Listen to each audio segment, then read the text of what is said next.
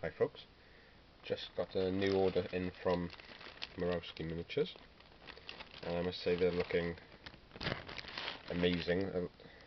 Some weight of metal goodness. It felt like I was getting a proper order in. I think I've picked up brand new sort of bits and pieces for metals, but because they are quite dear, I've been picking them up sort of second hand and things, so I've never had a proper order, at least for Napoleonics as well.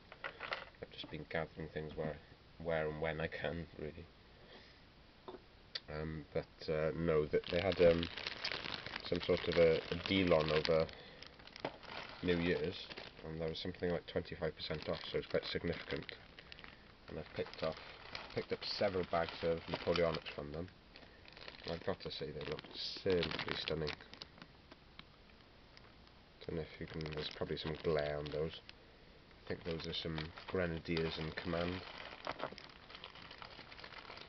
And yeah, these Murawski miniatures there, I think they're available through Emperor Toad Miniatures, and I think they've been cast for me because they took a little bit of time to get through, as you would expect.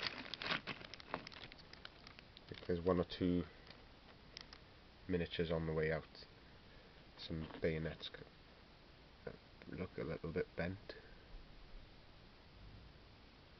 but I'm sure I can just glue that back. I think it's a bit inevitable with metal bayonets, but the metals are so nice that I'd much rather them be metal than plastic, at least for some things, you know. For your rank and file, then I suppose you can do plastic as well, and that can really bulk out your force, but I've still got a weakness for metal miniatures as well.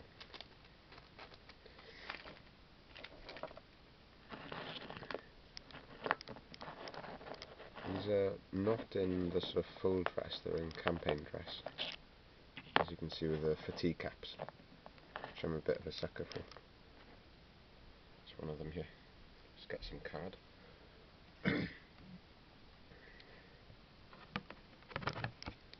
Sorry.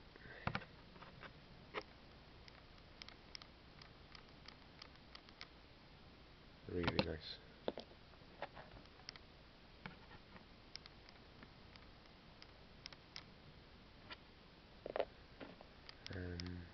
Drummer then. So the Borodino project is very slowly coming along. I've got lots of battalions prepped, which is quite a big deal for me.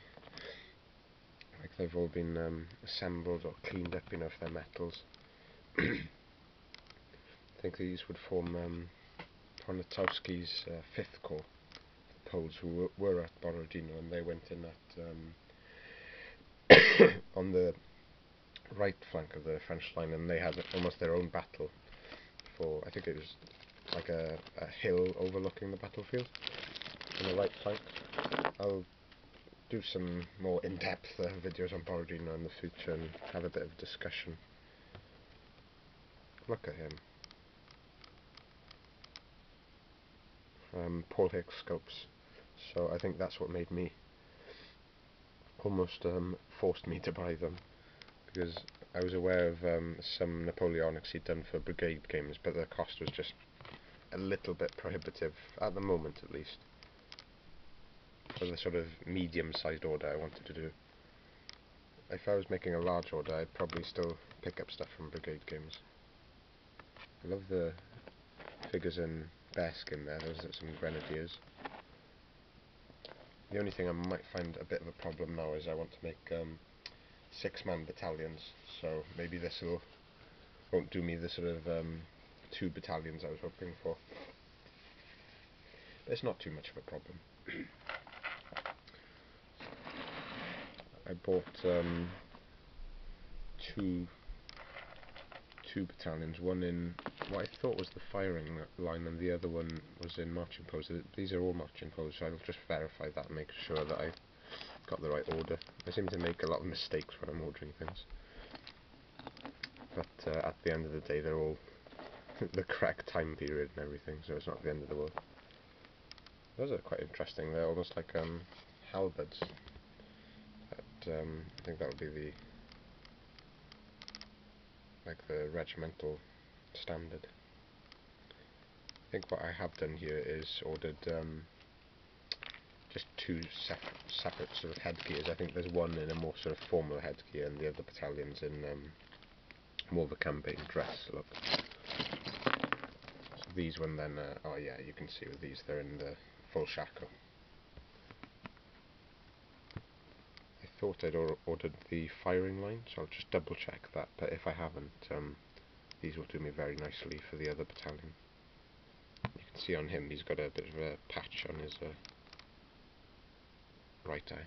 Very nice. You can be a Voltigeur or Grenadier then. Lovely stuff. Really nice. All Paul Hicks scopes seem to be quite interestingly proportioned. They're very realistic and sort of slimmer. They're almost like quite similar to Perry, I think. I'll just get one of the Perry plastics to compare with.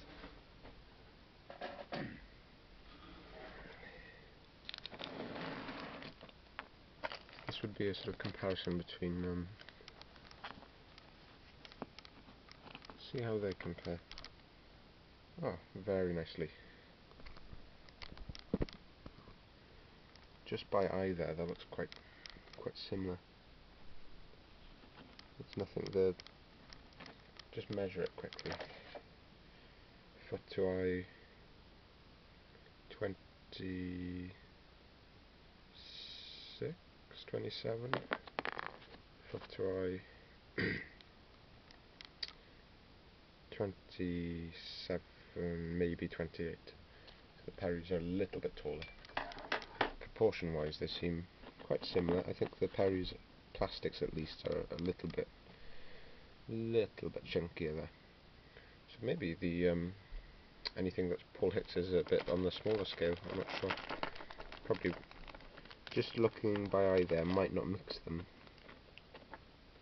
And I suppose it depends on what sort of pose you've got as well. So someone in a more of an upright pose, you know, there's a few mil in that as well. So yeah, I wouldn't put it past mixing them either. Then would you, if they're, you know, these are Polish miniatures anyway, so they're not representing French Fusiliers. And again, the full dress command look amazing as well. So from there, I think I've only got one broken bayonet, and I'm hardly going to lose any sleep over that. You've got to be prepared for little things like that, and touch of super glue, good as new.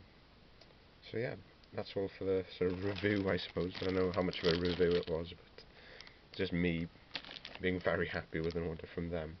And yeah, the brand new French Napoleonics, I'll probably either review the plastic box set or I'll paint up a battalion and show you those then.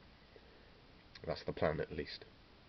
I'll leave it there for now, folks, and hope you enjoyed seeing some of their stuff. So those are the only Paul Hicks miniatures that I'm aware of are sort of Napoleonic set, unless you are able to make a order from Brigade Games in America then. So yeah, but any more, I'd love to have some French Fusiliers from him, or some more standard stuff. But then again, Perry have you covered, so I suppose it doesn't matter either way. Anyway, I'll leave it there and speak to you again soon. Bye.